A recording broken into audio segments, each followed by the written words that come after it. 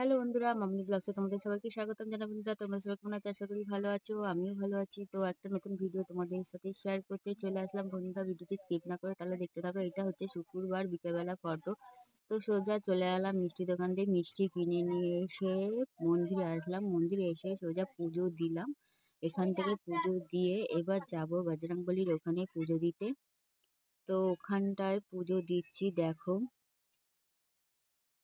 ভগবান যা চাইবে সেইটাই হবে। ভগবান তোমাকে যেই রাস্তায় নিয়ে যাবে তোমাকে সেই রাস্তায় নিয়ে যাবে। তুমি চাইলেই তো সবকিছু পাবে না, না?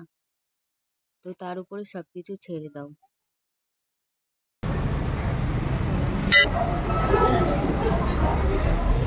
তো আরতি করে মন্দির থেকে এখন বেরাবো। বেরিয়ে আমার সামর্থ্য মতন আমি যা পারি তাই ওদেরকে দিচ্ছি, দেখো।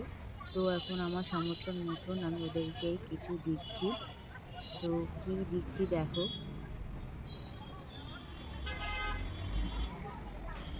বিস্কুট কিনে নিয়ে দিচ্ছি। তো ওখান থেকে কিনে নিয়ে বেরিয়ে সোজা তোমার দাদাভাইয়ের গাড়ির তেল ছিল না, ওখান থেকে পেট্রোল পাম্প থেকে তেল ভরলাম। তেল ভরে সোজা পাপড়ি চাটের দোকানে চলে আসলাম পাপড়ি চাট খেতে। তো আমার তো রাস্তায় বেরোলে তোমরা জানো আমি একটু ফুচকা খেতে ভালোবাসি। তো তোমার দাদাভাই বলছে এত ফুচকা খাওয়া ভালো না।